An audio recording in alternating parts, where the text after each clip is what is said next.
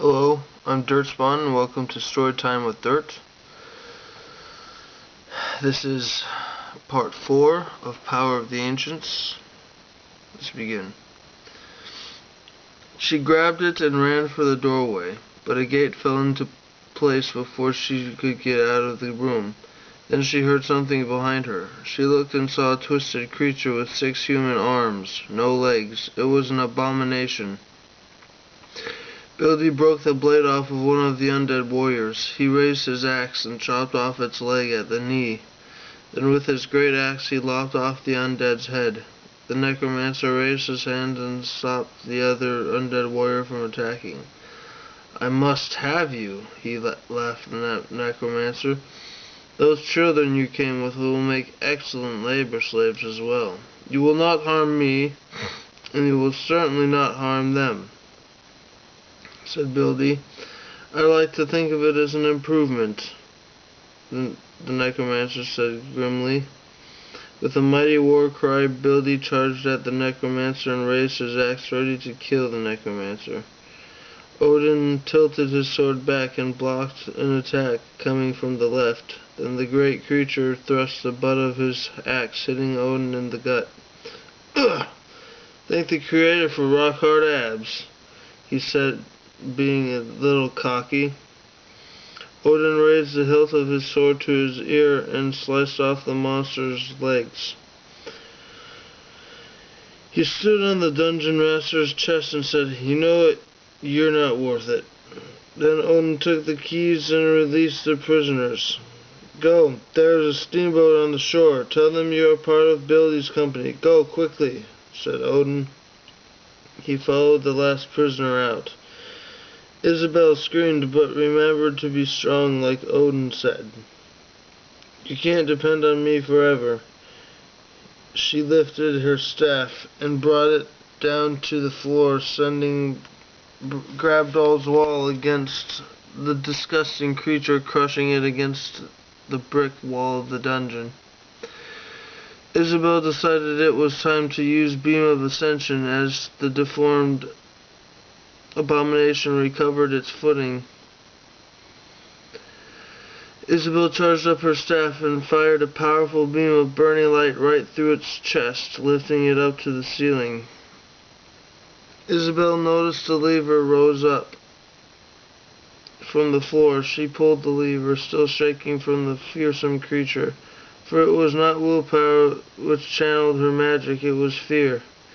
The gate opened and she met Odin at the top of the stairs and through the door. "Where is Bildy?" she asked. "I don't know. He should be back by now," said Odin. Odin and Isabel waited a little while. Then Odin drew his sword and headed up to the middle doors. "What are you doing, Odin?" asked Isabel. "I'm going to get Bildy," he said, opening the doors. "Wait, I want to come with you," exclaimed Isabel. "I'd love it if you joined me," said Odin as she smiled. As the two heroes opened the door, they saw the great undead warrior, the necromancer, who stood before them, and an undead Bildy. "What have you done to him, you sick filth?" shouted Odin. "Ha ha ha ha! I have improved him," laughed the necromancer, turning his head toward Bildy. Bildy opened his mouth and groaned. "He's under my spell now. There's no hope for his soul," shouted the necromancer. "Then I'll have your head," shouted Odin, and with that he charged at the evil one with recklessness. "Odin, no!" prompted Isabel. Before Odin's strike fell, Bildy took a blunt tip of his axe and hit Odin in the chest. Odin flew back at least 10 feet. "You see, children, I told you. Your dwarf friend is my pawn now," said the necromancer. Odin got up slowly. He stood up and got in his battle stance. Bildy marched forward to meet Odin. When Bildy got close enough, he raised his axe in order to strike Odin. He brought his axe down, and Odin blocked it. The necromancer laughed maniacally. The great undead warrior moved toward Isabel, and she shot shards of light into his eyes. The two fought their undead opponents with a mixture of wit, speed, and agility. As Odin fought Bildy, he desperately said, "Bildy, please, stop this at once." Then Isabel attempted Beam of Ascension once more before she used her magicka on other spells.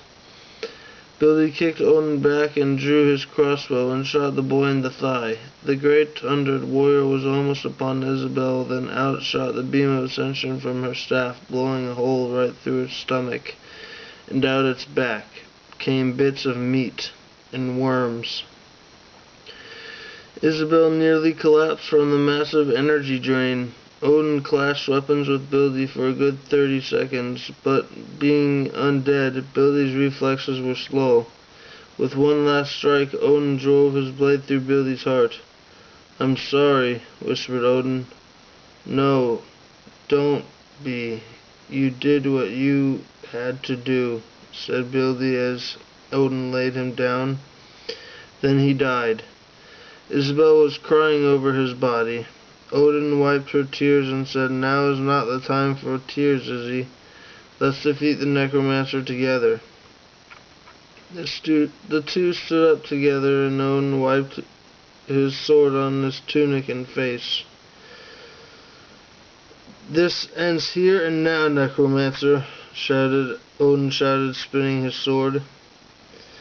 "Do you honestly think you'll get out of my fortress alive? I'm over 200 years old, far stronger and wiser than you could possibly—" Ugh! Odin had thrown Billy's axe right into his chest. "You should not have done that, boy," said the necromancer. He took off his robe and was naked. Odin and Isabel shielded their eyes, but then his legs started to merge. He grew bigger and scales ripped through his flesh. His eyes turned lizard-like and he grew fangs and a snout. The axe fell out as he grew larger. His hands became claws. "This can't be good," stated Odin. The snake creature with arms hissed and rushed towards Odin and Isabel and clawed at them. Isabel launched burning light orbs at the creature, but they had little effect. Odin slashed at his stomach and broke skin, but the cut wasn't too deep, yet he still bled. "Isabel, give me a boost," said Odin. She cast Nico's otherworldly elevator. As soon as the snake creature was close enough, Odin jumped in the light and was shot up, and he landed on the serpent's head. He took his sword and blinded both eyes. "You son of a whore!" shouted the snake creature. "My mother was an angel, you bastard!" retorted Odin. Then he looked at Isabel and said, "Run!" Quietly. Before they fled, Odin took Billy's axe. They killed a few hobgoblins on the way out. Odin and Isabel hurried down the stairs and stopped to take a breather when they got to the forest. "I don't think they're after us anymore," said Isabel, trying to catch her breath. "Yeah, I don't think so either," said Odin, wiping his brow. Isabel noticed Odin had something on his mind. He kept cursing to himself under his breath. When they got to the steamboat, the captain asked, "Where's Bildy?" Odin handed him Bildy's axe, saying he fell in battle. "I'm sorry," said the captain. "Something troubles you," said Isabel as she sat beside him on his bed. "It's just that we could have killed him. I wish I had killed him. It's like it was my hardest challenge. If only I had killed him and taken one of his fangs or scales." "Odin, my friend, I want you to reflect on the decision you made, on whether it was the right one or not." Then she rested her head on his shoulder.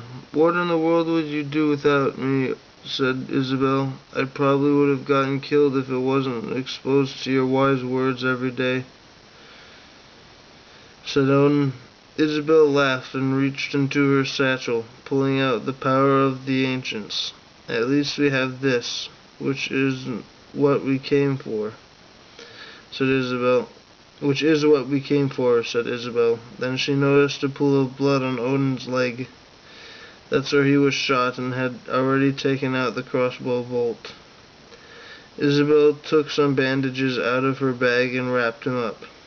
Soon the heroes reached Tachus, and they made their way back to Valgroth capital. It took about as much time to return as it had for them to go. When they returned, the city rejoiced, and they laid down flowers before them. Master Vareth presented them with medals the next day. Isabel kissed Odin on the cheek, and they hugged each other, and Odin even brought his uncle up. The king was there as well, and declared Odin and Isabel legitimate heroes of Valgroth. There was also a great feast. Odin and Isabel never lived the same again. Master Vareth made sure the power of the ancients was locked away so no one could ever use it. It remains locked away to this day. In honor of my father, William Wolfe. Thank you. I hope you enjoyed the conclusion to this story, and I hope you enjoy the stories to come in the future. Thank you. Bye.